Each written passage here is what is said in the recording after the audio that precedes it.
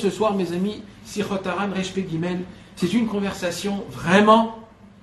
J'espère qu'on va bien la comprendre. En tout cas, pour moi, c'est vraiment une sira exceptionnelle. Rabbi Nachman va nous parler en Be'avla'a, ça veut dire de manière détournée de plusieurs points.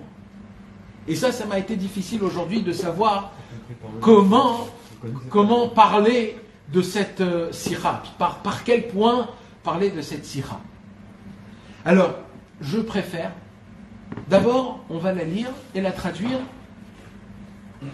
sans beaucoup comprendre de certaines choses. Vous me permettez, les amis?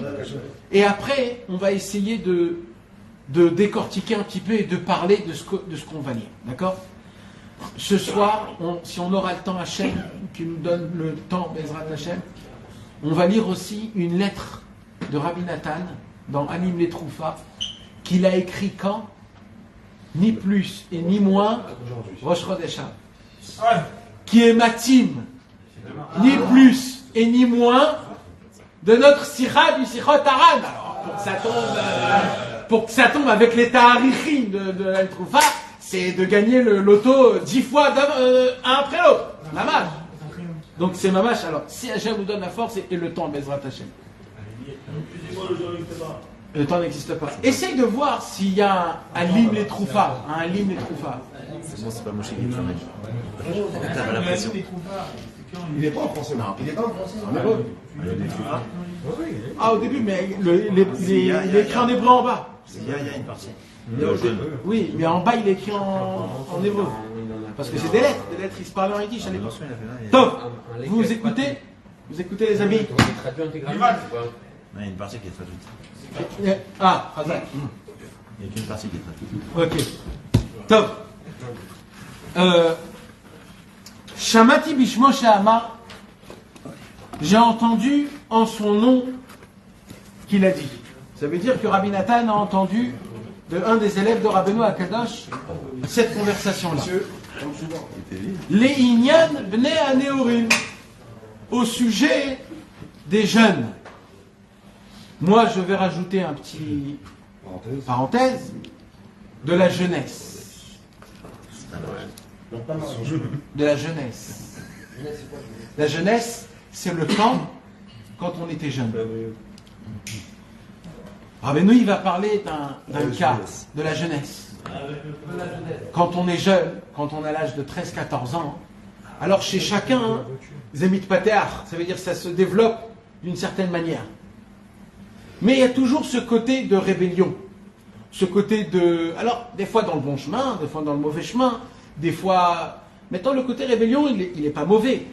C'est en fait un côté où je veux m'affirmer, je veux grandir, je veux apprendre qui je suis. Mais, des fois, ça prend certaines... tenues. Après, on ne va pas rentrer dans l'explication de ça. Maintenant, dans ce problème de rébellion, il y a aussi un autre problème. C'est quoi qui fait qu'on se rebelle un peu? C'est le fait qu'on est en pleine croissance. C'est-à-dire quoi qu'on est en pleine croissance? Pour la première fois, notre sang, il va commencer à chauffer comme on n'était pas quand on était bébé ou enfant. C'est-à-dire que le feu qu'on a en nous, on a l'eau, le feu, l'air et la terre, il va être, depuis l'âge de 13 ans jusqu'à l'âge de 20 ans, il va être dominant, le feu. Pourquoi? Parce qu'on est en pleine croissance. C'est ce temps-là où on va prendre notre vol, notre espace, notre grandeur, qui on est même moralement, pas que physiquement. Et automatiquement, le cœur, il pompe fort. Quand le cœur, il pompe fort, alors il réchauffe tout le corps et le sang, il devient chaud. Qu'est-ce qui se passe quand le sang, il devient chaud? Il augmente de température. Quand il va trop vite, qu'est-ce qui se passe, mes amis? Il se passe qu'il y a beaucoup d'oxygène, plus que ce qu'il faut, qui rentre dans le cerveau. Et le cerveau, il crée des hormones et il travaille beaucoup. Et tout ça, en disant des noms de docteurs, etc., en enlevant tous ces noms-là, ça crée en fait le fait que j'ai comment ça s'appelle? Comment on va appeler ça? J'ai le feu. J'ai le feu dans les passions et surtout sexuelles. Je suis très chaud sexuel. Alors, je suis au tout début sacrane. Comment on dit sacrane? Curieux. Je veux tout savoir, je veux connaître. Après la curiosité, c'est la passion. Après ça, c'est dans le ventre, les papillons dans le ventre. Après, c'est les sentiments. Après, c'est la nuit. Après, c'est des rêves. Ça rentre. Et mes amis, en sachant, ou des fois sans faire exprès, des shogeg, des mésides, la jeunesse, pour des juifs kashers, pour des yehudim ksherim, c'est un temps qu'on voudrait effacer. Parce qu'on fait des bêtises quand on est jeune, que ces bêtises-là, ce sont des tremblements de terre, c'est des bombes atomiques de bêtises. C'est pas des petites bêtises de j'ai cassé un vase ou j'ai cassé une vitre. C'est des bêtises où je détruis mes fondements de ma maison. Quand Tras Veshalom on tombe dans le brit, quand Tras Veshalom on a des pensées où on voit des choses interdites, ou alors qu'on se chauffe, ou on essaye de se faire chauffer, ou qu'on cherche d'être chauffé, ou qu'on va dans des endroits qui entraînent cet échauffement-là. Ou alors, là je parle quand on n'a pas encore fauté, mais quand Ras Veshalom on faute après. Et il y a les moments où on est en détresse, ou alors déprimé, alors on veut se sortir de cette déprime. Alors on croit qu'en fautant dans cette faute-là, ça va nous faire sortir de notre déprime, parce que ça va me mettre un peu plaisir. Et là, qu'est-ce qui se passe? Et là, c'est pas que tu tombes une fois. Là, c'est que tu tombes dans une mare de fautes. Là, tu tombes, et là, tu restes pendant des mois, et ça se peut des fois des années, où ça devient une normalité pour toi.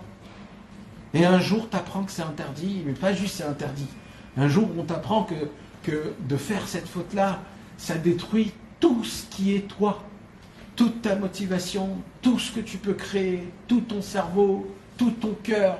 Ça enlève toutes tes fondations. Tu ne pourras jamais créer quelque chose de fixé bien comme il faut.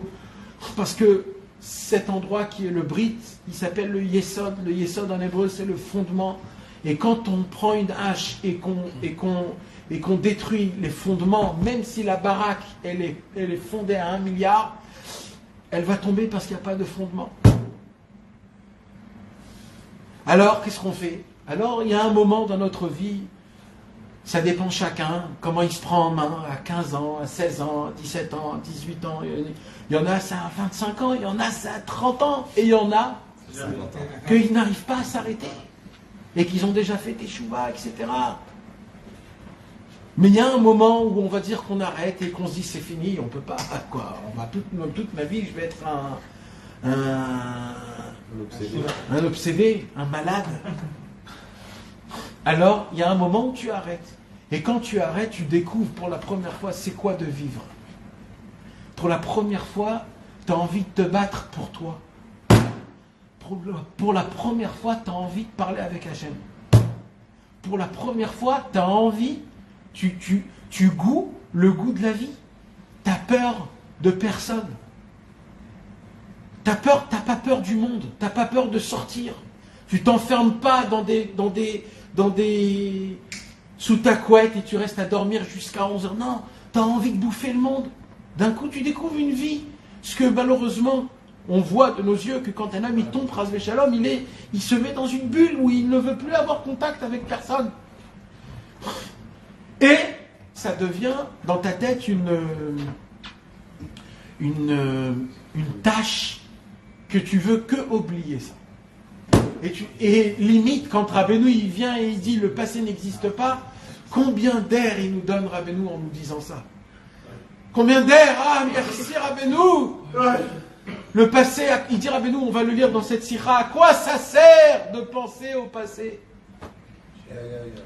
Quoi ça sert? Où c'est écrit qu'il faut? Et on dit à Rabbeinu merci. Pourquoi il dit merci? Parce que tu t'imagines si on se remet là-bas et qu'on fait le compte parce qu'on veut faire teshuva. Mes amis, quand on veut faire teshuva, il faut faire teshuva sur ce qu'on a fait. Tu ne peux pas faire une teshuva sur 10 ans de faute. Il faut faire 10 ans de teshuva intense. Ça, s'il a dit ça avant, tu connais pas. Du boulot alors. Quoi du boulot, frérot? Du boulot, c'est pas que nous qu'on doit faire du boulot. Il y a écrit dans le Likutei Tfilot, Hachem, si tu me donnes 1000 ans de vie, je ne pourrai pas réparer une mauvaise pensée que j'ai eue dans ma vie. Tu parles du boulot? Du boulot, mon frère. Il faut que le monde se détruise, se reconstruise et qu'on vit 7000 ans, encore et encore, pour peut-être essayer de faire quelque chose. Non mais c'est émettre ce que je suis en train de dire. Alors attends. Non. Mes amis, je suis pas là du tout pour désespérer parce que c'est tout le concept du cours. Attends, Yoann. C'est certain que le désespoir n'existe pas et c'est certain qu'il y a un médicament à ça. Il y a un remède. Mais comme nous, on est beaucoup dans le remède, alors on croit que c'est facile. Mais il faut que vous sachiez d'abord de base qu'est-ce que c'est. Parce que de ça, on n'en parle pas. Mais il faut en parler au moins une fois par an, on va dire. Que, mes amis, quand Rabbeinu, il nous donne un remède, c'est pas un remède à un petit truc qu'on a... Voilà, j'ai raté Maïma Haronim. Ok, alors on a un remède pour ça. Pas du tout. On parle d'un remède que Rabbi Shimon Bar Yochai, il écrit noir sur blanc dans le Zohar HaKadosh, Parashat Vayechi, que tout celui qui tombe dans la faute, Chas v'Shalom, de faire couler en vain ses gouttes, il descend dans le Gehinnom, il ne me remonte plus jamais, même après la venue du Mashiach. Voilà. Noir sur blanc, c'est écrit. Rabbi Shimon Bar Yochai. Quelqu'un peut dire autrement que Rabbi Shimon Bar Yochai? Personne au monde peut dire autrement que Rabbi Shimon. Personne. Mais Rabbeinu, il est venu et il a dit, ouais, mais personne n'a compris ce qu'il a écrit, ce qu'il a dit Rabbi Shimon. Moi, je l'ai compris. Et moi, je connais le remède. Moi, je connais le remède. Et ce remède, dans le ciel, même Rabbi Shimon Bar Yochai m'a donné la testament. Et même lui, il a parlé de mon remède en allusion très, très, très, très fine. Mais il faut savoir, mes amis, que quand on lit le Tikkun HaKlali, comme on l'a dit, pas avec de la Emouna, pas comme il faut, alors le Tikkun HaKlali, il nous répare totalement à fond, les gamrés, parfaitement, complètement. Quand on va au mikvé et qu'on lit le Tikkun HaKlali, Rabbeinu, il nous dit, cette faute, je l'enlève totalement, il ne reste plus rien, même à filou rochem, même une empreinte, il ne reste pas. Mais quand même, mes amis, ça c'est une condition qu'on ne retombe plus. Mais c'est quoi le problème? C'est qu'on retombe, pas d'Afka dans cette faute, mais chaque vision, chaque parole qu'on a, chaque pensée qu'on a, même avec nos femmes, quand on se conduit comme des animaux avec nos femmes, ou pas avec du respect comme il le faut, pas en la considérant comme la fille d'Hachem. On croit que notre femme, c'est notre joujou. C'est la fille de Dieu, c'est la fille d'Akadosh Baruch Hu. Quand Akadosh Baruch Hu, il a choisi, c'est qui va donner la croissance, il a choisi la femme plus que toi, donc et du respect, Bichlal. Et nous, on croit on l'utilise comme on veut. Alors tout ça, c'est aussi des gamins abrites, sur ça aussi. Il faut faire Tikkun HaKlali, etc. Mais, il dit Rabbi Nachman, cette période de la jeunesse, elle va revenir tout le temps dans ta vie, et elle va te creuser, et creuser, et creuser dans ta tête. Et elle va te rappeler qu'est-ce que tu as fait. Elle va te le rappeler que tu n'as pas d'espoir. Elle va te rappeler que tu es un obsédé, que tu es un malade. Et il dit Rabbeinu, et ça, surtout quand tu vas prier. Au moment où tu pries Shacharit, Mincha ou Arvit, ou alors au moment de ton Idbo des doutes, ou alors au moment où tu t'ilzoles ou devant un caverne d'un tzaddik. Il dit Rabbeinu, quand tu essayes de lire des Teilim, asseyez-vous un jour, le Shabbat, lisez des Teilim un petit peu en français pour que vous puissiez comprendre. Lisez, et essayez de vous concentrer dans les mots et vous allez voir, en espace de quelques minutes, le cerveau va commencer à travailler. Et les pensées, dimanche, je dois faire ça, lundi, je dois faire ça, mercredi, ah ouais, j'ai un truc à payer, ah ouais, et tu te rappelles, ah, il y a les vacances, qu'est-ce que je vais faire? Où je vais emmener les enfants? Ouh là là, il y a les vacances. Ah, et à l'époque, on allait en vacances. Ah, tu te rappelles, en France, ouais, on allait en l'Italie, ah, quand j'étais jeune, et tu arrives, ça t'amène où? La jeunesse. La jeunesse, c'est quoi? C'est ce que tu as foutu qui est pas beau du tout, ce que tu as fait, Et là, tu te vois, toi, comment tu étais un jeune, tu dis, mais qu'est-ce que j'ai fait? Quel délire que j'ai fait? Mais qu'est-ce que je veux? Pourquoi je me suis sali comme ça? Pourquoi? Et il dit, Rabbeinu, voilà, il creuse, et il creuse, et il creuse, et il creuse. Et il dit, Rabbeinu, limite, pourquoi? C'est quoi la punition d'un homme qui a des mauvaises pensées? C'est que les mauvaises pensées vont l'embêter quand il y a de la doucha. Il dit, Rabbeinu, pourquoi ils vont l'embêter? Pourquoi il dit Rabbeinu, ils vont l'embêter? Torah numéro 30. Pas parce qu'il t'embête, pas parce que c'est une punition. Parce qu'ils veulent être réparés. C'est la première. Parce qu'il veut être réparé. Ou la première ou la deuxième. Non, la première, c'est la première, la pile. Nahon. Rabbeinu, il dit comme il voit la pensée qui est mauvaise. Ta pensée a une mauvaise pensée. De Niouf. Maintenant, elle existe. Elle existe, cette pensée, elle est à côté de toi. Pas toi, Chazvé Shalom. Et tu vas faire maintenant un Tikkun HaKlali, Teilim, écouter de filote, etc. Tu t'assois, tu commences à lire. Elle voit que tu lis, tu fais de la doucha. Elle dit, oulala, moi j'appartiens à toi, répare-moi. Alors elle rentre en moi pour être réparée. Comment tu la répares? Quand elle rentre, tu la jettes. Quand tu la jettes, c'est fini. Et à chaque fois qu'elle va venir, c'est pas la même. C'est une autre nouvelle que tu répares. Encore, et encore, et encore. Et c'est comme ça qu'on répare chaque pensée, chaque vision, chaque action qu'on a fait. Vous avez compris, mes amis? Maintenant, le problème, c'est une isdamnout de réparation. Maintenant, il dit Rabbi Nachman, mais moi, je ne veux pas parler de ce sujet-là. Il dit Rabbi Nachman, moi, je veux parler du sujet de qu'est-ce que je fais de l'amertume. L'amertume, de la souci, que je me soucie dans mon cœur, de Maïeiti. Ça veut dire, il y a une Torah. Il y a une Torah, mes amis, il y a une Torah où Rabbeinu il parle, c'est la Torah du mois de Elul. Non, la Torah 141. Imiske, sheyargi shetkev avonotav vechatav. Rabbeinu il dit, si un jour un homme aura le mérite de ressentir la sensation de la gravité des fautes qu'il a fait. Il dit Rabbi Nachman combien c'est un mérite énorme de ressentir l'amertume de la faute en elle-même. Il dit pourquoi? Pourquoi c'est important ça? Il dévoile un secret Rabbeinu énorme. Il dit quoi? Il dit à un homme, il a beaucoup d'enfants. Ah bon, il a beaucoup d'enfants? Oui, il a beaucoup d'enfants. Pas que les enfants qu'il a vivants. Il a plein d'enfants. De chaque goutte qui est sortie, de ça se crée un enfant. Mais comme ça n'a pas été fait avec une femme, donc il y a un enfant sans corps. Donc c'est une neshama qui n'a pas de corps. Alors elle ne peut pas descendre dans ce monde-ci, elle ne peut pas avoir de réparation. Alors elle est là et elle t'attend. Elle t'attend et elle te réclame du manger. Donne-moi de la parnassa, elle veut grandir. Ce sont des enfants. Et combien on a des enfants comme ça, mes amis? Chas v'shalom. Il dit Rabbi Nachman, ces enfants-là, on ne peut pas les réparer que d'une seule façon. Comment? Il dit Rabbi Nachman, le père est lié avec ses enfants. Le père est lié avec ses enfants. Quand le père il sent une sensation, les enfants sentent une sensation. Il dit Rabbi Nachman, si on a le mérite de ressentir l'amertume et le regret de faire des fautes, tu vas créer dans tous ces enfants-là ce même regret-là. Et quand eux, ils vont faire teshuva, c'est comme ça qu'eux, ils vont se réparer. Donc on voit qu'il y a des fois, même des fautes, même avec le Tikkun HaKlali, où il y a des neshamot à réparer. Ce sont tes propres enfants. Donc on voit que c'est un vrai problème, ça.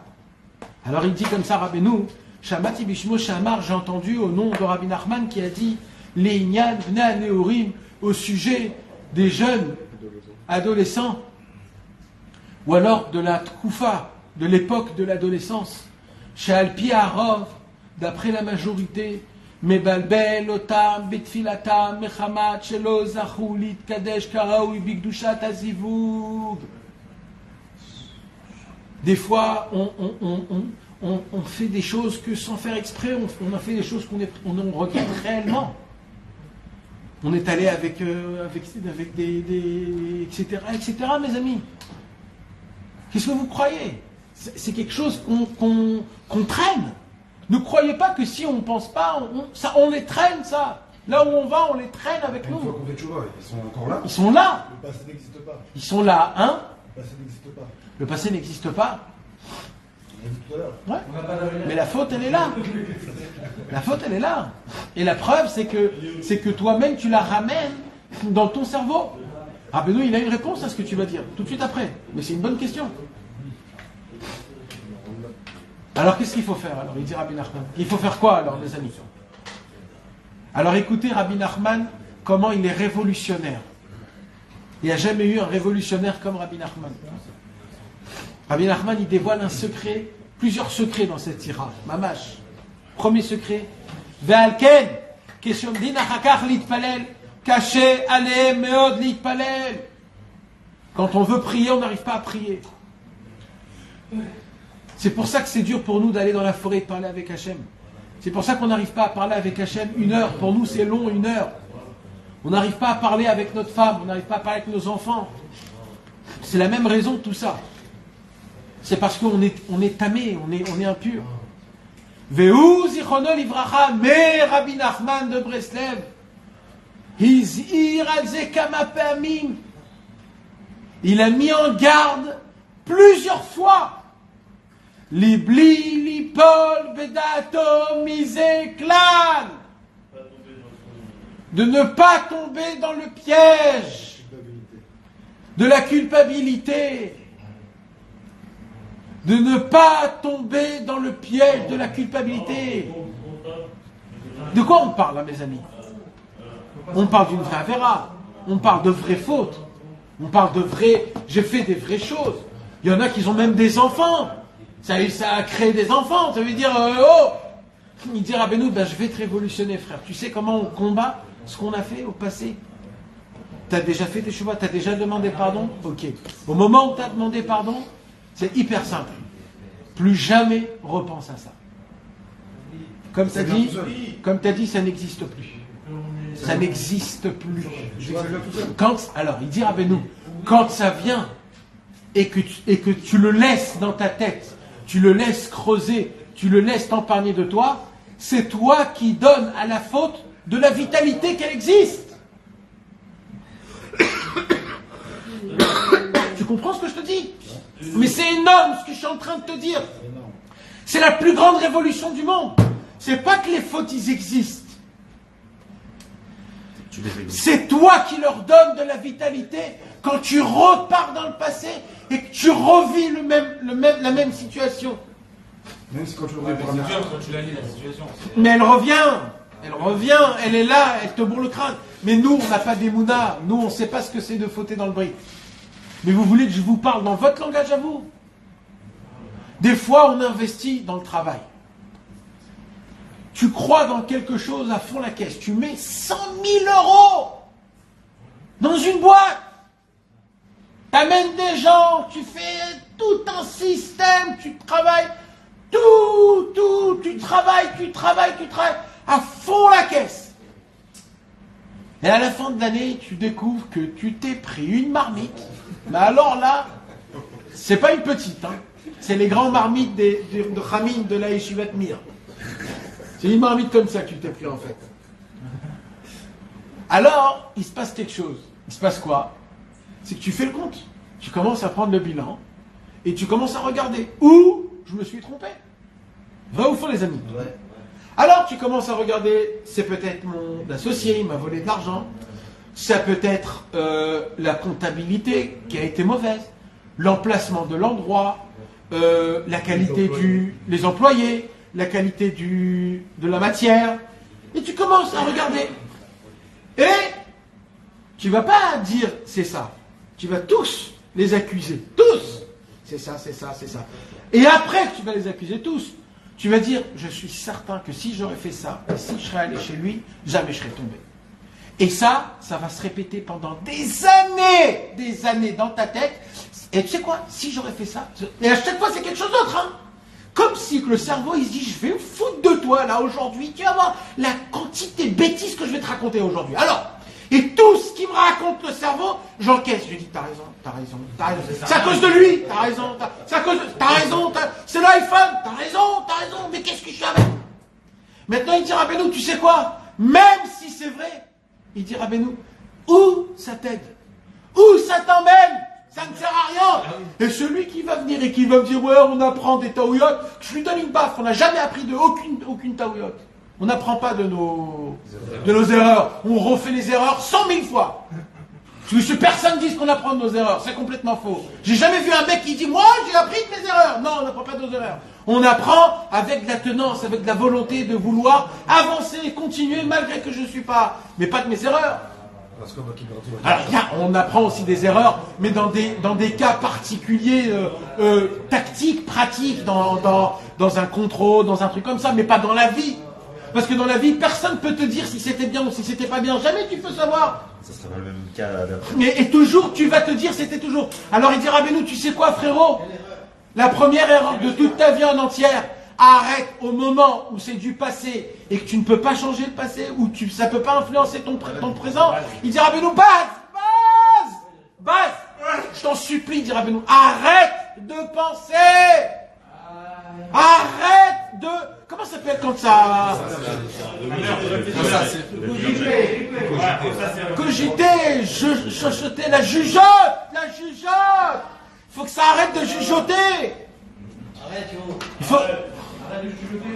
Vous savez, Comme si ça n'avait pas existé. ça n'a pas existé, Michael. Mais on a dit que ça existait, c'est la faute. Elle est là, la faute. Elle est là quand tu l'amènes. Elle dit, Rabbeinu, au moment où tu as fait tes chouvas, au moment où tu as dit Hachem, j'avoue, j'ai fait ça. Je veux plus, je le regrette. Hachem, Béhémet, pardon, je le regrette. Si maintenant, tout de suite, T'expliques la tu m'emmènes la faute, je la ferai pas. Voilà, je te promets, Hachem, je la ferai pas. Tout de suite, là, maintenant, Béhémet, je suis sincère, je la fais pas.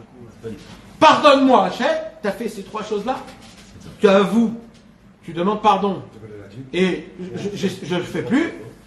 À ce moment-là même, dans le ciel, la faute, elle n'existe plus. Alors il existe quoi? Il existe quoi alors? Juste le souvenir. Je vais vous dire quoi, mes amis? On a l'histoire de la soupe avec comme ça. Il reste quoi? Il reste, le Hari Akadosh, il dit le tselem. L'ombre de la faute.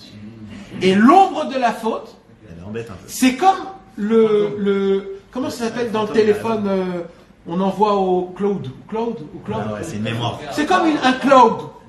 C'est ça en fait le tselem de 2023. C'est que toutes nos fautes, ils sont dans un cloud. Maintenant, dans le cloud, il n'existe pas. C'est juste une indication que quand tu veux, tu l'amènes. Et là, elle existe. Il dit, Rabbeinu, il y a dans ton cerveau un cloud de toutes tes fautes. Et il dit, Rabbeinu, je vais dire même un secret. Il y a des fautes que tu crois que tu as fait, Je l'ai même pas fait. qui n'existent pas, mais Hachem te les a mis dans ta tête pour voir comment tu réagis. C'est pour ça qu'il dit, Rabbeinu, tout ce monde est un pont qui est très étroit, n'ayez pas peur, marchez, avancez, ne regardez pas en bas. Avancez, ne regardez pas en bas. Il dit, Rabbeinu, ne laissez aucune pensée vous rendre déstabilisé. Mais mes amis, moi, regardez, réfléchissez, je vous en supplie. Dans la Vodat Hashem et dans ce monde, dans la vie de tous les jours, regardez réellement, c'est quoi qui nous pourrit la vie? Pourquoi c'est dur la vie? Pourquoi on a des problèmes? On a tous des problèmes.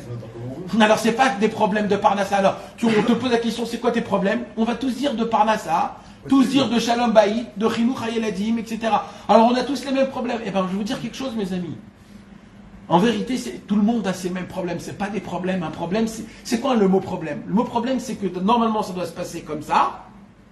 Et ça se passe pas comme ça. Alors il y a un problème. On doit arranger le problème. Alors ça s'appelle pas un problème, parce que les problèmes d'argent, c'est la vie. C'est pas un problème. C'est la vie. Quelque chose qui va en dehors de la vie, ça, c'est un problème. Un tremblement de terre, ça, c'est un problème. Mais un problème de Parnassa ou de Shalom Bayit, c'est la vie. C'est la vie, elle est comme ça. Même les singes, ils ont des problèmes de Shalom Bayit. C'est pas que toi.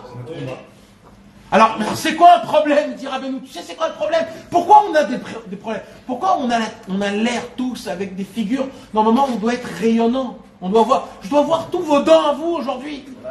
Là, je vois que votre nez qui pend comme ça. Pourquoi? Non mais On est Rosh Chodesh. Alors ok, il faut un petit peu Rosh Chodesh, mais quand même, ça veut dire on est en Eretz Israël, on est en short, il fait 40 degrés dehors. Pourquoi mes amis? Pourquoi? Parce que on est tracassé. Regardez. Moi, j'ai regardé personnellement. J'ai 99% de mes propres problèmes à moi personnels. C'est vrai que c'est des problèmes aussi extérieurs. Mais 99% de la pesanteur de ces problèmes-là, c'est une seule chose. C'est comment ça cogite dans mon cerveau. Encore, je pense, je réfléchis. Je fais du l'écouter de filote, je pense encore à mes problèmes. Oh là là, j'ai mon cœur, etc. Je continue, je me renforce. C'est toujours autour de ça. C'est toujours le cerveau qui creuse. Comment je vais faire? Comment je le faire? Si je refais ça, et si je refais ça, et peut-être je vais faire ça, et peut-être je vais faire ça. Oui, ça n'arrête pas tous les jours. Et tous les jours, il est frais. Hein. C'est pas que tu as pensé une fois la même pensée. Non, tu peux penser 3, 5, 10 fois la même pensée. Tu te fais des fantasmes de trucs. Rabbeinu, il dit, non, arrêtez, ça ne sert à rien de penser. Quand tu penses, tu ne vis pas le moment présent. Et il faut vivre le moment présent. Tu as entendu ça, Johan? Il dit, Rabbeinu, quand tu penses, quand tu réfléchis, tu ne vis pas le moment présent. Il n'y a pas de pensée. Il a dit quand tu manges, tu nourris ton corps. Donc ça, il n'y a rien de tout déranger. Bien fait. Bien fait. Il y a une conversation, je n'ai pas de pensée quand je mange. Bien fait. Il y a eu une mauvaise pensée, justement. Le faire chef Beltazé, le sujet, ils ont tous les problèmes qui sont là. C'est pas chef Beltazé. Toi, tu dois faire ce que tu crois que tu dois faire. Rabbeinu, il ne te dit pas de ne rien faire.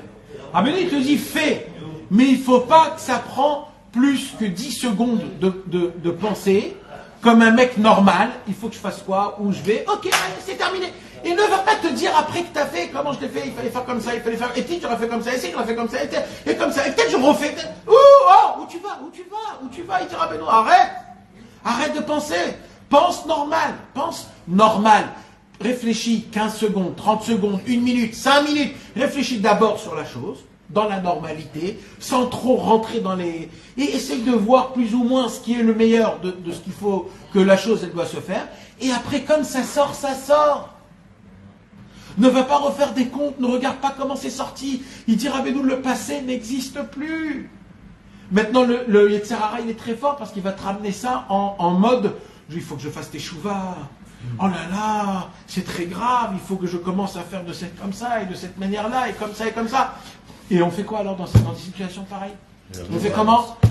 Mais parce qu'il y a beaucoup de livres qui te disent, il faut faire très attention à ça, et tu dis, oh là là, mais moi j'en ai fait beaucoup. Et vas-y, ça reprend. Rabbeinu, il dit, arrêtez de réfléchir. Est-ce que je fais bien? Si j'ai bien fait, s'il ne fallait pas le faire, si je l'ai bien fait, arrêtez. Et avancez dans tout ce que vous faites. Ne vous posez pas trop de questions. Ça ne sert à rien de penser, même dans le Olam Hazé, même dans le travail, même dans la vie, même dans les choix que je choisis dans ma vie. Dans le vidouille, Nathan ne doit pas revenir sur tout. Dans le vidouille, on doit le faire. Mais le vidouille, c'est À chaque fois, on revient dans notre jeunesse. Tant que tu te rappelles de tes fautes, tu répètes ça. Mais c'est que au moment du vidouille. Ça veut dire qu'il y a des moments précis pour le vidouille. Mais il y a des trucs que tu rappelleras toute ta vie. Alors, Chaque fois que tu fais le bidouille à Rosh Hashanah, tu dois le ce que tu te rappelles, tu dois le dire. Ce que tu te rappelles, tu dois essayer de le dire. Mais ça existe de plus se rappeler d'une Mais faute en grave qu'on a vrai, fait. si tu le dis, c'est que ça y est, c'est parti.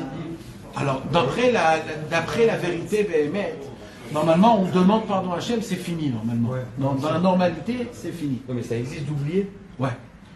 Bien sûr que ça existe. Il y a les deux. Plus tu fais de vidouille, plus tu vas te rappeler des fautes que tu as fait auparavant. C'est ça. Et plus tu dis et tu répètes, plus tu vas les oublier. C'est l'effet inverse. Comme ça a dit le Rambam, et c'est ça qui fait montrer que même dans le ciel, on t'a pardonné, c'est que tu oublies cette chose, ce passage-là.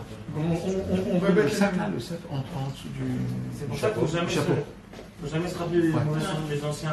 Alors c'est pas qu'il faut pas se rappeler, tu peux pas ne pas te rappeler, ça revient, c'est un rappel qui se fait tout seul, ça veut dire. Avec des amis, des fois tu te rappelles des anciens. Ah, de faire des trips sur ton passé, c'est Amalek, c'est Aman Amalek. Voilà. Si vous voulez savoir qu'est-ce qu'il faisait Aman Amalek toute sa vie, il chirait sur son passé, sur l'adolescence.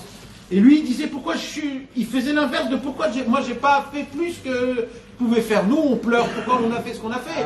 Lui, il dit pourquoi j'ai pas fait plus. Lui. Ça veut dire, d'accord. Donc maintenant, ça c'est une chose. Donc, alors ça déjà c'est une première évolution, mes amis. Sachez, je ne sais pas si vous comprenez ce que Rabbeinu il nous donne ici, mais là Rabbeinu il est en train de nous donner un conseil de vie inimaginable pour tout. Quand des fois tes enfants ils sont traumatisés de quelque chose, toi tu veux aller jusqu'au plus profond pour enlever, pour travailler, pour enlever les traumas, etc., etc., etc. Rabbeinu il vient, il te dit non, t'as pas compris. Ici le Inyan c'est juste de ne plus penser à ça. Il n'y a pas à aller à réparer rien du tout. Arrête de penser au passé. Non, mais il y a un truc un peu plus technique, parce que de dire je n'y pense pas, franchement c'est bizarre. Enfin ça veut dire que c'est pas tellement applicable.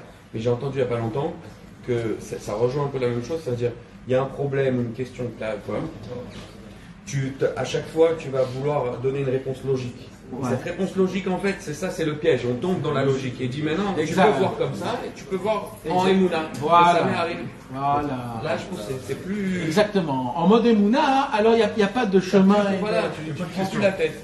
Maintenant, je vais m'expliquer un peu plus. Je parle pas de dire à quelqu'un de ne pas penser. Tu peux pas dire à quelqu'un il peut pas penser. C'est pas de ça que je parle. Moi, je parle des pensées pas juste qui reviennent.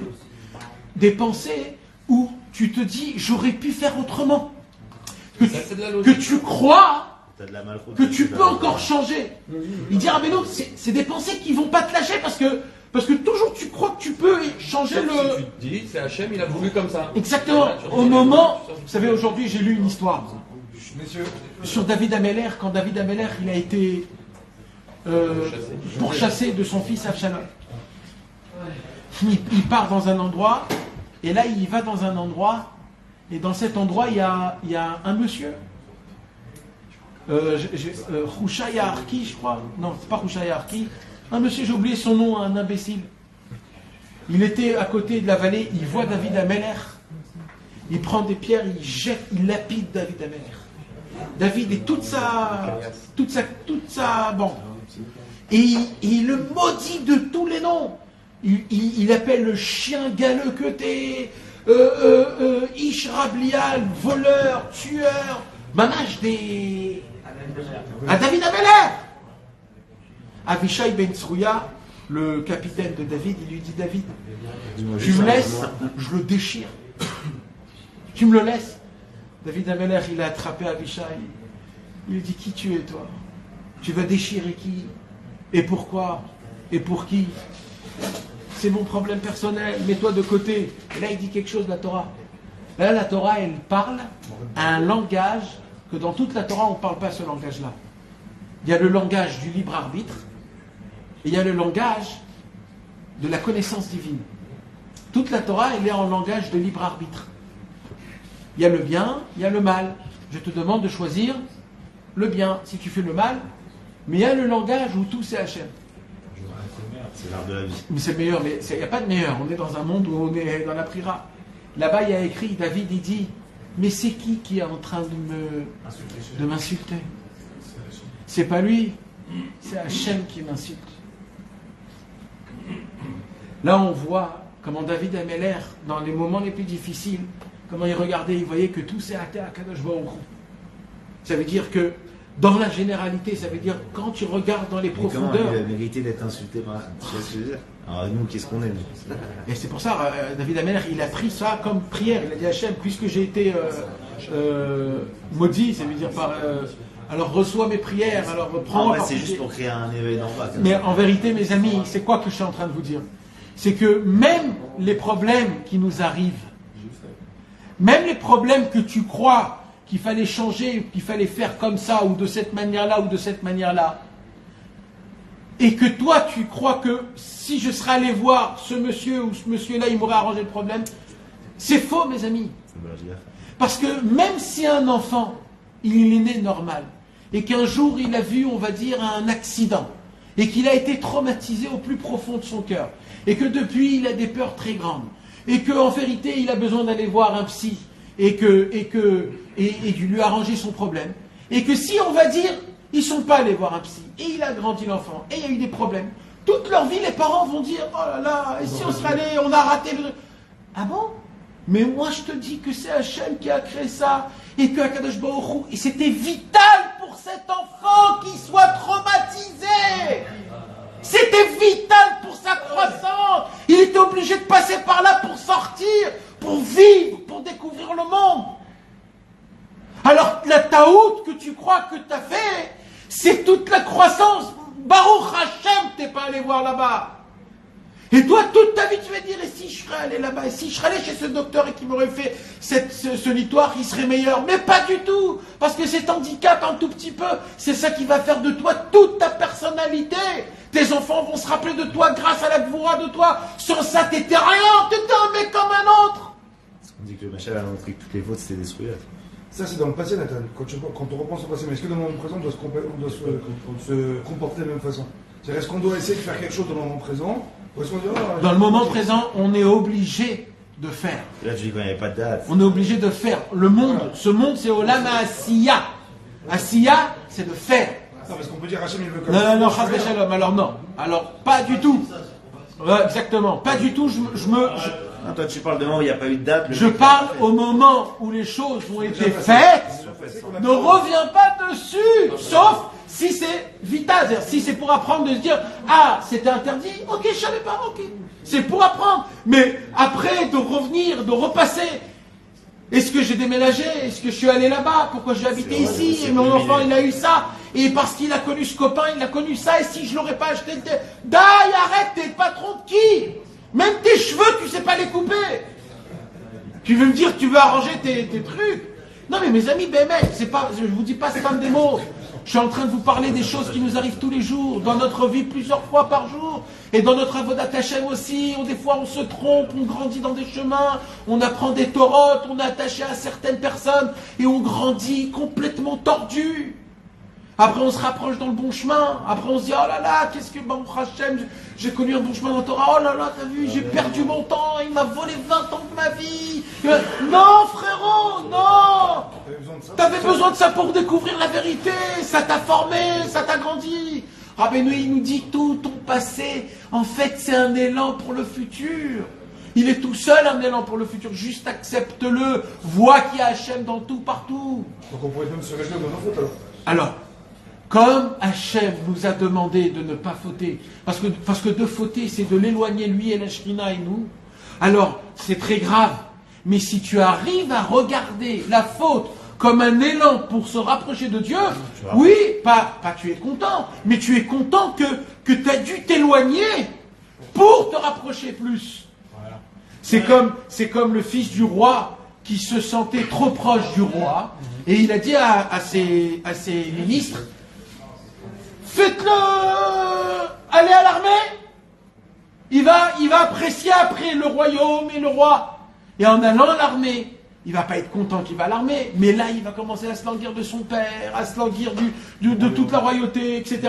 Donc en vérité, des fois Hachem, il nous éloigne, ou alors on s'éloigne nous-mêmes personnellement, juste pour qu'on puisse grâce à ça se rapprocher, mais à une seule condition, c'est qu'on se rapproche de Dieu, parce que si on tombe dans le désespoir, là c'est une autre histoire.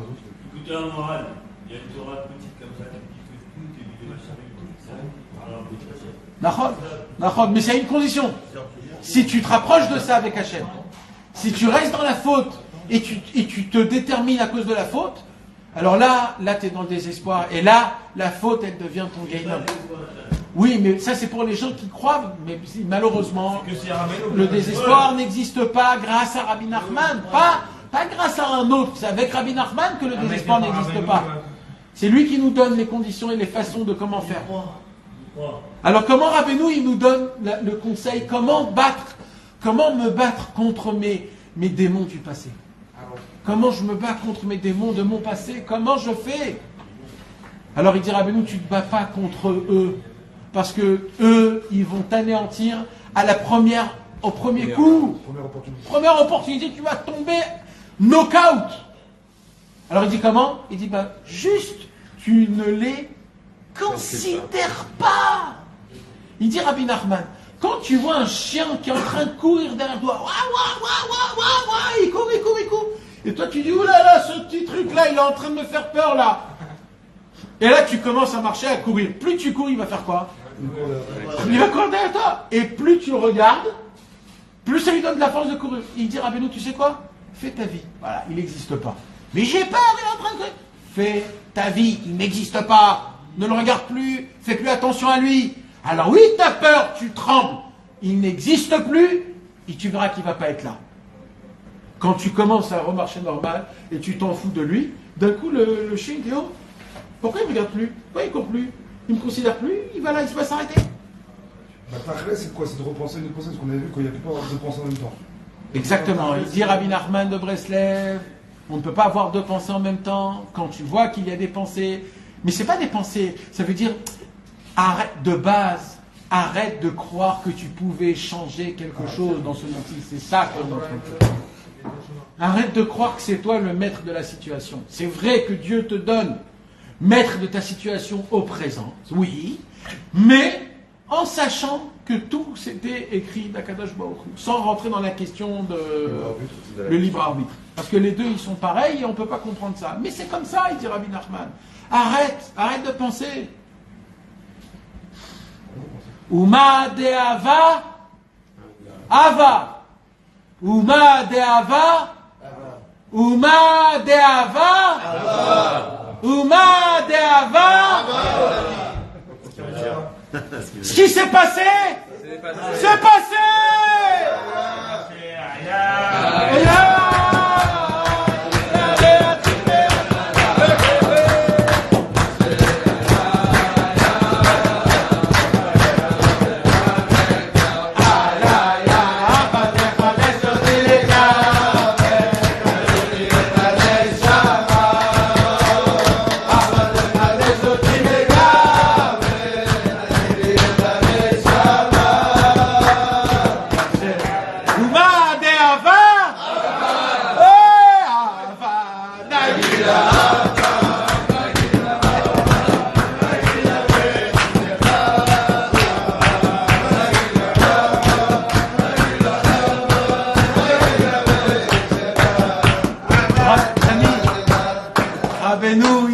Cette phrase, Ouma de Ava, Ava, ce qui s'est passé, il s'est passé, c'est du passé, ce qui définit qu'est-ce que t'es, c'est le présent. Et le présent, il faut pas que le passé te laisse envahir le présent. Vis au présent, Hachem. Pourquoi il nous a mis au présent et pas au passé? Pourquoi on ne peut pas revenir dans le passé? Parce que Hachem, il te dit, Ouma de Ava, Ava. Chaque seconde dans le présent peut changer le passé. Quand tu vis le présent. Quand tu vis le présent, tu changes le passé. Parce que ça détermine qui tu es réellement. En vivant, pas comme ta vie, le passé. En vivant, en présent. Et c'est vrai qu'on avait fait qui est passé, qui nous bloque. Et Nahon. Ça, c'est le premier conseil exceptionnel que Rabbeinu nous donne. Madeava. Ubisha tatfila, et là Rabbi Nachman il nous dit maintenant je vais vous donner une clé dans la prière, une clé qui vaut $1 milliard. Mais vraiment $1 milliard. Ubisha tatfila, il dit Rabbeinu, maintenant vous voulez savoir pour les problèmes de la prière, pourquoi vous n'arrivez pas à prier, pourquoi c'est dur de prier avec enthousiasme, avec du feu, avec de l'inspiration, pourquoi vous n'arrivez pas à parler avec Hachem, parler comme un chaver, parler dans un kéver d'un tzaddik, ou allumer une bougie pour un tzaddik et parler 1 heure, raconter ta vie, etc. Vous voulez savoir pourquoi il dit Ubishat atfila, quand vous commencez à prier, Shaharit min harvit, je vais vous donner une clé. Vous savez c'est quoi la clé? Tzrichin, lishkoar, akol, legamre. Il faut tout oublier. Quand tu rentres dans la prière, il faut que tu saches une chose. Il faut que tu éteins la boîte qui est dedans là. Tu l'éteins totalement. Mais c'est bizarre, pourtant c'est sur ça que tu pries. Et même dans l'Ikbo des doutes, quand tu rentres faire l'Ikbo des doutes, éteins tout ce qu'il y a dedans. Il n'y a plus rien. Enkloum. C'est où? Il n'y a rien. Alors tu vas faire quoi? Tu parles quoi? Tu sais de quoi tu parles? Tu vis le présent. Là, tu vas d'abord apprécier avec qui tu es assis. Qui est en face de toi? Da lifne miata omed. Est-ce que c'est pas un kiff de parler devant Hachem? Pour parler avec Jeff Bezos ou alors l'autre imbécile Elon Musk, il faut payer des milliards et même pas il va te regarder, même pas il va se foutre de toi après avec ses copains. Maintenant on a la possibilité de parler avec Hachem, mes amis. Je sais que ça a été dit et redit et remâché, mais mes amis, il faut que ça rentre dans votre tête comme si c'est la première fois que vous entendez. On a le privilège que Akadosh Baruch Hu nous a donné de l'importance, que nos paroles, ils sont acceptées devant Hachem, et que Hachem envie nos paroles, que Hachem, il a un trésor le plus proche de lui. Le plus proche de lui, c'est le trésor des mots, des phrases, des soupirs, de tout ça. Il y a un trésor dans le ciel qu'Akadosh Baruch Hu, il prend, il le met juste à côté de lui. Il dit Rabbeinu, aucun sourcil qui tombe, une pupille qui se ferme, rien n'est jeté. Une pensée, une odeur, quand tu bouges ta bouche, chaque noix, chaque mouvement devant Akadosh Baruch Hu pour Hachem, pour revenir vers lui, c'est pris et chéri devant Hachem Yitbarach. On a l'opportunité qu'à chaque fois que je parle, Hachem m'écoute. Et Rabbeinu nous a ordonné de parler avec lui tous les jours. C'est pas un ordre, c'est un cadeau le plus grand. Les autres Hassidim, eux, ils n'ont pas ça. Les Sfaradim, ils n'ont pas ça. Les Thémanim, ils n'ont pas ce privilège d'un grand qui leur dit tous les jours 1 heure parler avec Hachem. Nous, on a ce cadeau que Rabbeinu nous a donné, parler avec Hachem tous les jours 1 heure. Et Rabbeinu, il dit, ça je le dis pour tout le monde, pour tout l'homme Israël, parler, c'est un cadeau. Il dit, Rabbeinu, mais vous savez comment on peut parler avec Hachem? En oubliant tout ton passé, tout ce que tu as besoin de faire dans le futur, tout, oublie tout, il n'y a plus rien. Et Cheshbon Nefesh, comment tu fais? Alors attends, d'abord, oublie tout. Oublie tout. Et écoute les mots que tu lis dans la tefila. Odou, Lachem, Kirou, Vishmo, Baruch She'amar ve'aya olam. Ashrei yoshve vetecha od ya'alelu chasela. Ata kadosh ve'shimcha kadosh. Juste écoute-toi. Pense à rien. Maintenant, dans l'aïd des doutes, au début, pense à rien. Juste apprécie le moment. Mes amis, quand on n'apprécie pas le moment du des doutes, on ne pourra pas faire après le des doutes. On ne pourra pas le faire de manière régulière. Pour le faire de manière régulière, il faut qu'on l'apprécie, ce moment, au moins 10 minutes de réflexion. C'est-à-dire de se dire, je suis en train, Hachem m'écoute. Hachem, il arrête d'écrire des xérotes. Hachem, il adore, il attend ce moment toute la journée, comme un prisonnier qui attend son copain. Et il faut avoir de la émouna dans ces choses-là. Après, tu en as un souvenir. Et après ça vient. Après, tu peux. Mais mes amis, il faut arrêter de penser trop et du passé et de tout cela. Il faut faire un bazar dans notre cerveau. Il faut vivre juste le moment présent. Juste les 5 secondes plus tard, il faut essayer de les vivre, pas plus que ça.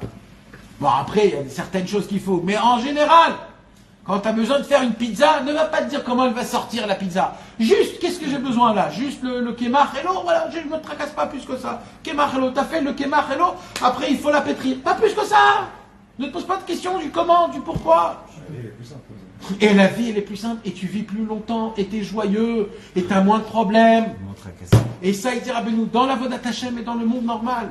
Oui, mais t'as la femme qui te ramène C'est vrai. La femme avant. Et ben pour cela, ou les copains, comme il a dit. Ou les copains. Pour cela, il faut étudier avec sa femme ces phrases-là, ces mots-là. Et il faut lui apprendre à elle, comme toi tu fais. Comment toi tu fais? Tu pries Hachem, tu lui dis aussi, prie Hachem. Une femme écoute son mari si on lui parle sincèrement, sans l'éduquer. Alors, Bishat Atfilat Trinishkoach Hakol Egamre, Ulit Gaber, Ulit Palel, parce que la prière, elle doit être avec une qualité, mes amis. La joie. La prière, elle doit être avec de la joie. Il dit, Rabbeinu, tu ne pleures pas dans la prière de tristesse. Tu pleures de joie s'il faut. Si moi je vous demande de frapper des mains, parce qu'on ne frappe pas des mains que quand on est joyeux. Dans la tfila aussi, c'est une joie, il faut frapper des mains, la tfila.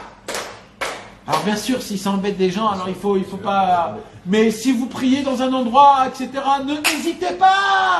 n'hésitez pas de chanter le Baruch Shamar, si vous voulez, en chantant même avec les tefilines. Et alors, Makara, si on vous regarde et qu'on dit, ah, excuse-nous, c'est pas comme ça qu'il faut faire, on va bouger. Alors allez prier dans des endroits un peu plus décontractés. Mais la prière, elle doit être vivante comme une flamme. La flamme, elle bouge, tout le temps elle bouge.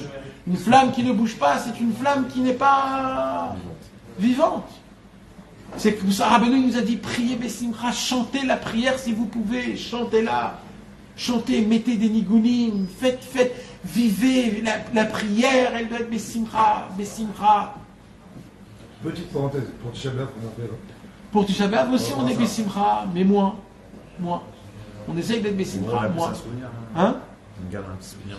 Tisha B'Av, c'est le jour de... Ouais, c'est particulier. C'est particulier, mais un peu moins, mais pas enlevé totalement. Pas totalement. Olit Gaber, Lit Palel, Bessimcha, Karaoui, Tamid. Tamid, c'est quoi? Même Tisha B'Av, t'as reçu ta réponse. Ercheou, comme ça sort. C'est un jour de fête. Ve'amar. Et il a expliqué Rabbi Nachman, la Gemara, qui est écrit dans Masechet Brachot, page 5b.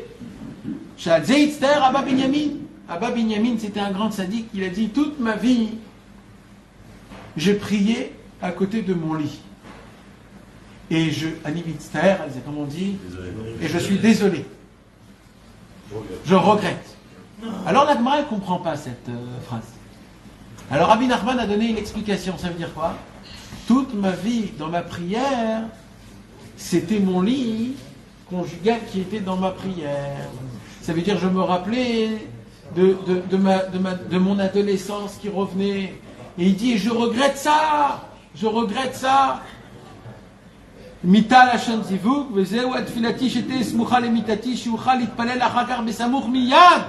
Velo yebalbel ha'inyan ze tfilati klal et Abba Binyamin, en fait, ce qu'il a demandé, c'est que je puisse, quand je rentre dans la prière, que je puisse tout oublier.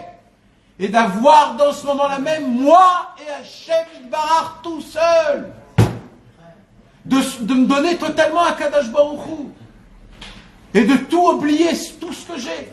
Et d'être content juste le fait que je suis là en train de converser avec mon Créateur. Et ça, mes amis, dans tous les domaines. On parle de la tfila, mais dans tous les domaines. Dans le travail, quand tu travailles et que tu as des problèmes d'argent, sache que même dans le travail, tu te tiens devant Dieu, parce que chez Viti Adonai, il est Negdi Tamid. Donc je dois me considérer comme une personne, comme si qui se conduit devant Dieu, et que tout ce qui se passe est Mina Shamaïm et par la Emouna. Et de ne pas croire que si j'aurais fait ça ou ça, de ne pas rentrer dans des endroits comme ça et comme ça et comme ça. Parce que ces pensées-là, mes amis, c'est des pensées qui vont rentrer, trotter, jusqu'à qu'ils vont te déchirer ton cerveau. Est-ce qu'on a compris tout ça? Et quand tu vas avoir une nouvelle essai, je reprends l'exemple de tout à l'heure que tu as pris pour la boîte que j'ai fait. Ouais. Et maintenant, je veux me relancer dans une nouvelle boîte. Je vais être obligé de penser à ça pour savoir comment je vais pas faire les mêmes erreurs. Alors, tu dois penser comme si ça ne te touche pas à toi personnellement. Comme si que, par exemple, tu emmènes un monsieur, que c'est ça son travail, de dévoiler la faille, sans mettre de sentiment, découvrir la faille, de dire c'est ça le point, fermer l'histoire et de ne plus jamais penser. Ça veut dire il ne faut pas que ça t'atteinte dans ta personnalité.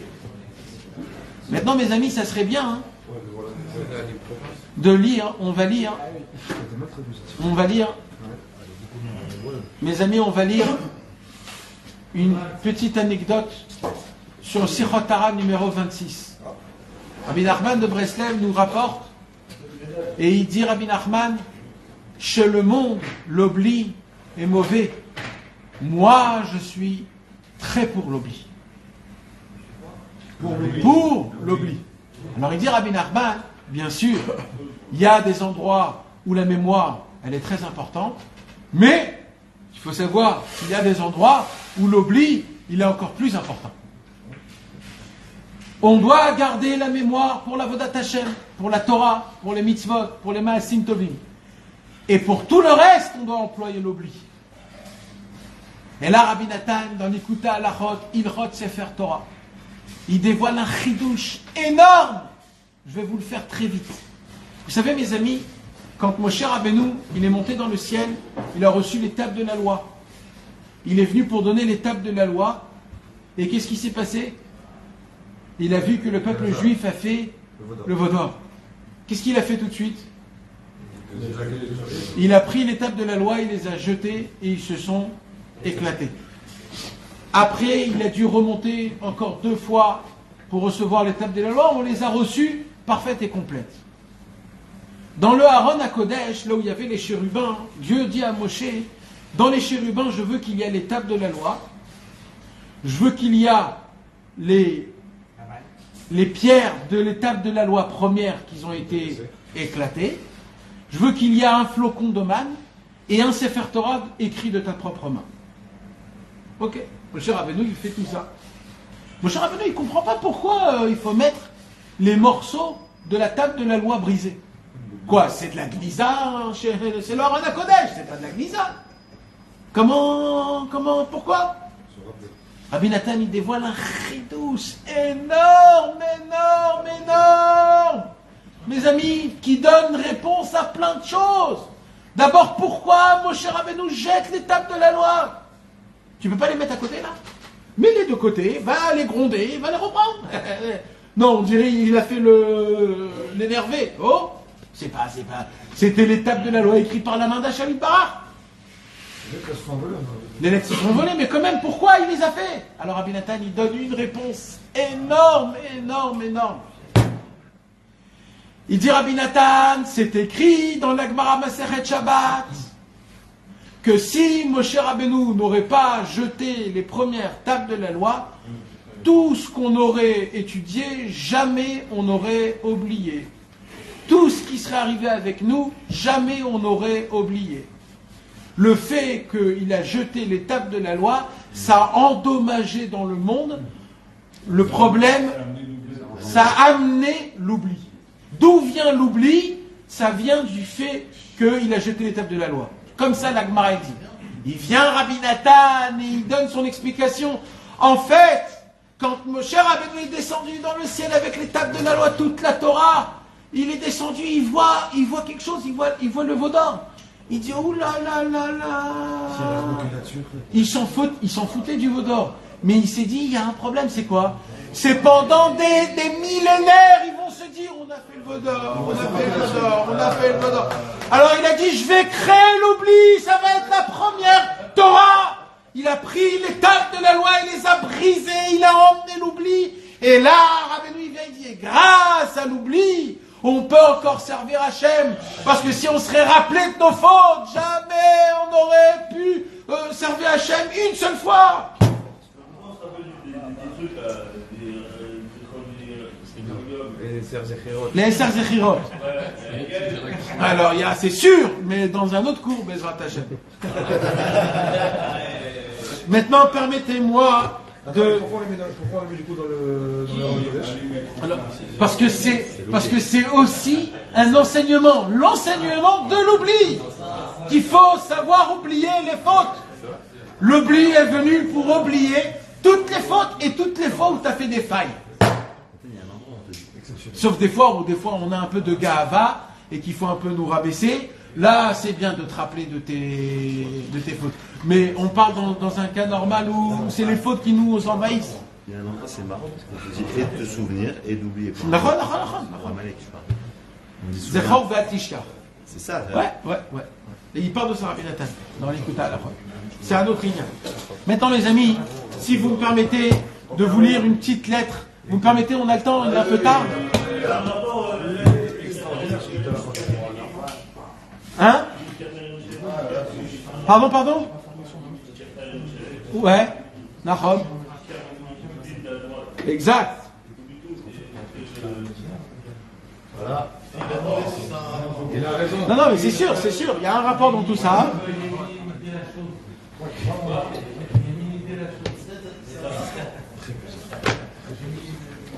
Mirtav, la lettre 431, Taf, Lamed, Aleph.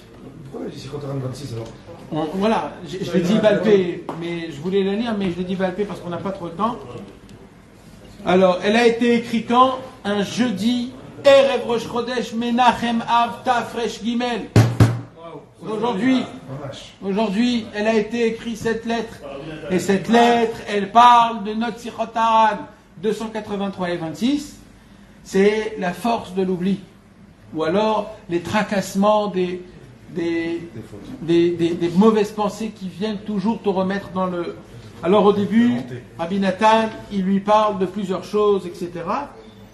Et il dit, Veine alodotecha, au sujet de ce que tu m'as écrit, mon très cher fils. Apparemment, son fils, il lui a écrit qu'il a beaucoup de mauvaises pensées.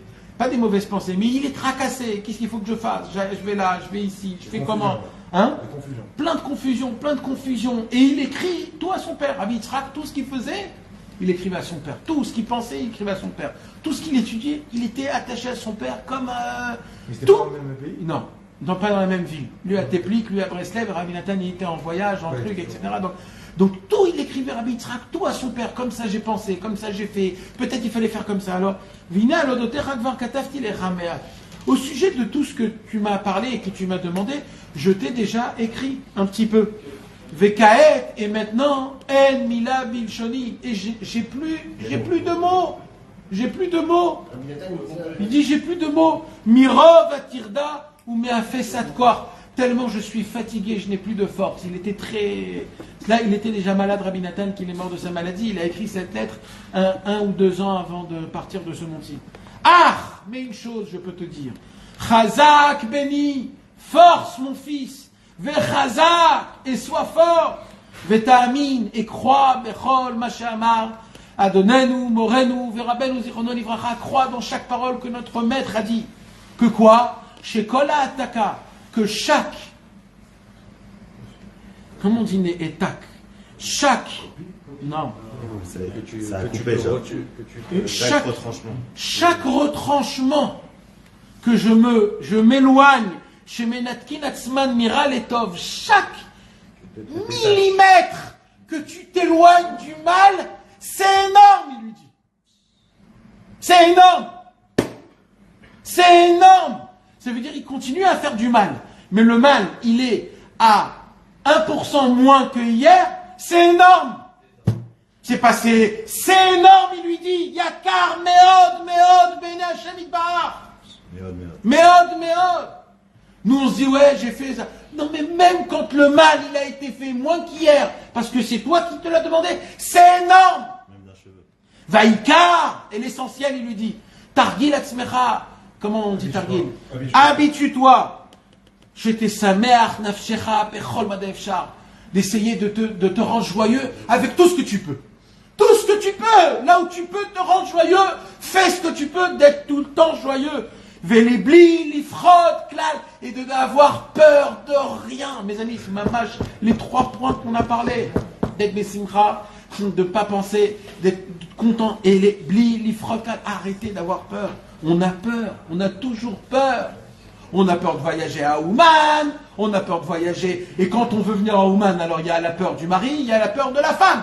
Et on y va pas. Oh les gars, si on aurait peur à la mer Rouge quand elle s'est ouverte, et qu'on serait dit, je veux pas mouiller les petits doigts de pied, jamais la mer elle sera ouverte. Il faut sortir, il faut marcher, il faut avancer les gars. Allez. Soyons des hommes. Il a dit Rabbi Nachman quoi? Rak la siach datra les gabrés. C'est-à-dire quoi? Pense à... Jette ta tête. Voilà, pense à des autres choses. Ou l'argil, écoutez les mots, parce que ces mots c'est énorme.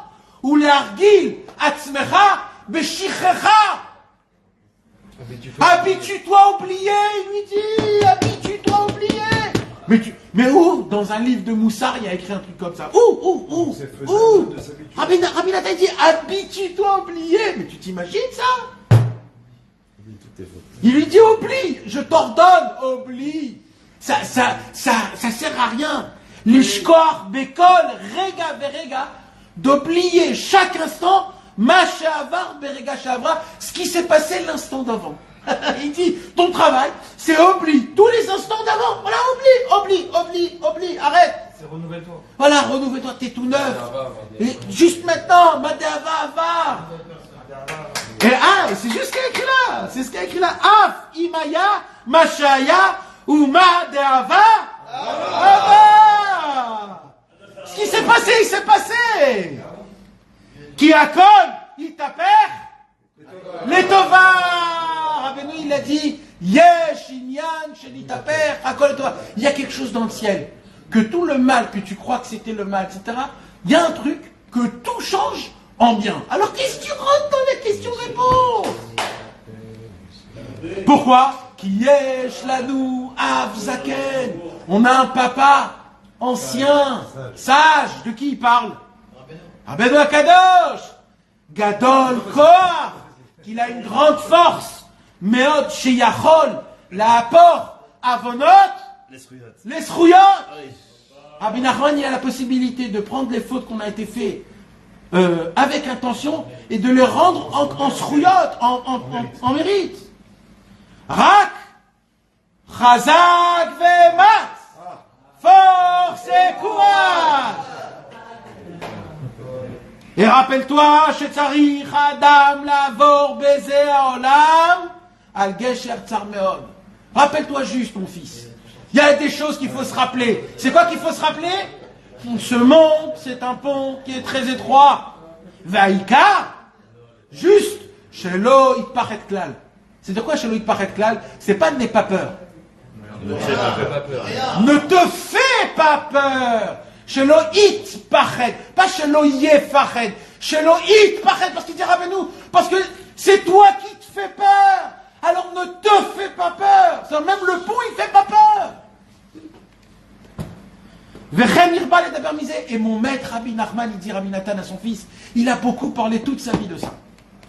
Ça a été déjà imprimé, ça a été déjà écrit. Rak, tzrichi, larzor, bechol yom. Il faut toujours répéter. Qu'est-ce qu'il faut répéter tous les jours, il dit. T'arrives, larzor, bechol yom. Qu'est-ce qu'il faut répéter? Une phrase très simple qu'on l'a dit, mais il faut la répéter entre nous, entre copains. Gadol, Hashem, ou meoulal, meod.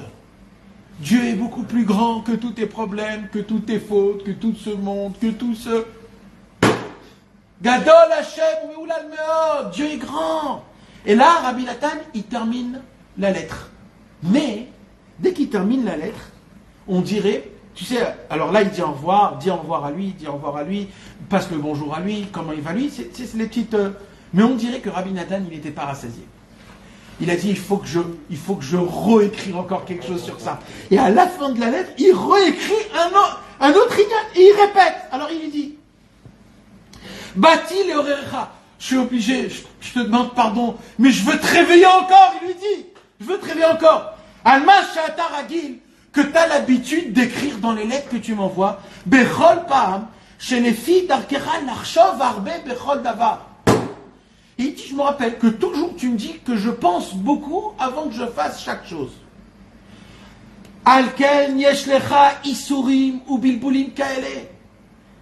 Toutes tes souffrances, tous tes problèmes, c'est parce que tu réfléchis trop. Ve'alze bati la chifra. Sur ça, j'ai de quoi te répondre. Quoi? Vas-y, il n'est pas les mots. Ouais. Qui en zechiyuv larchov arbe. Où c'est écrit qu'il faut penser? Voilà. Tu réfléchis tout. Où c'est écrit? Où c'est écrit qu'il faut penser? Adraba, à l'envers. Adonenu morenu verabenu zichrono livracha ziranu arbe. Les bli l'archov arbe. Il nous a ordonné, notre maître, de ne pas trop penser. Et Rabbeinu, il a appelé ça un nom en yiddish. C'est qui celui qui n'arrête pas toujours de penser? Ibertrachtin. Ibertrachtin. Alors il dit, je t'en supplie, habille-toi, sois fort, c'est facile, juste conditionne-toi, et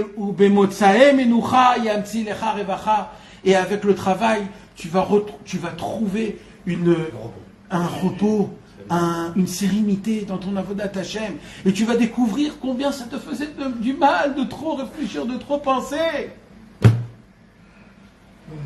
Voilà mes amis. On a été zoré d'étudier Sichot Haran, d'écouter la Hot, la Ligue Soufa, Amram Horvitz.